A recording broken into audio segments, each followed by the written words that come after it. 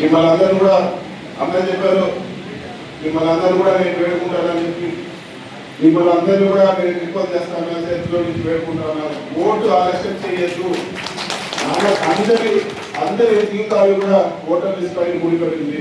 మనము ఇంట్లో ఊళ్ళో గొడవలు చేస్తూ ఈ ప్రభుత్వం కింద తోలేము. మన ఓటుతోనే మనం జాగ్రత్తగా ఎలక్షన్ చేయాలంటే ఓట్లు ఉంటేనే రేపు మనం వారిని ఓడించేదానికి అవకాశం ఉంది. ఇంకా కూడా పెద్ద కుట్ర ఉంది. ఈరోజు ఎలక్షన్ మేనేజ్ చేసుకుందామనే ఉద్దేశంతో ఈరోజు చంద్రబాబు నాయుడు ఉన్నాడు కాబట్టి ఎక్కడ కూడా పథకాలు ఇవ్వడం లేదు. పథకాలన్నీ కూడా తీసేస్తా ఉన్నారు, పెన్షన్లన్నీ కూడా తగ్గిస్తూ వస్తున్నారు. ఇదే వెస్ట్ బెంగాల్లో జరిగితే ఆంధ్రాలో చేయబోతా ఉన్నారు.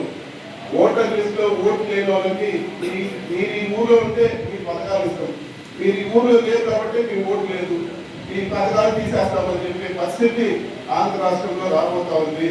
పథకాలన్నీ కూడా తగ్గించేసి డబ్బులు మిగిల్చుకోవాలా అని చెప్పి ఒక ఆలోచనలో ఈరోజు చంద్రబాబు నాయుడు ఉన్నారు. ప్రజలు మీరు చెప్పాల్సిన అవసరం ఉంది.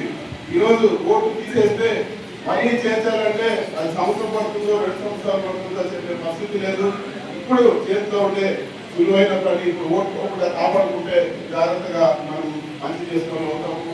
ఊర్లో కూడా మన వార్డులో కానీ మన ఊరిలో కానీ మీరందరూ కూడా దయచేసి చెప్పండి, ఈ ఓటు కానీ కాకపోతే నేను మీరు ఎంత ఇది చెప్పినా కూడా ఏ రికమెండేషన్ చేసినా కూడా గవర్నమెంట్ ఆర్డర్ ప్రకారం పథకాలు అన్నీ పోతాయని చెప్పి కూడా మన వాళ్ళందరూ కూడా మీరు చెప్పాలని చెప్పి కూడా నేను కోరుకుంటున్నాను.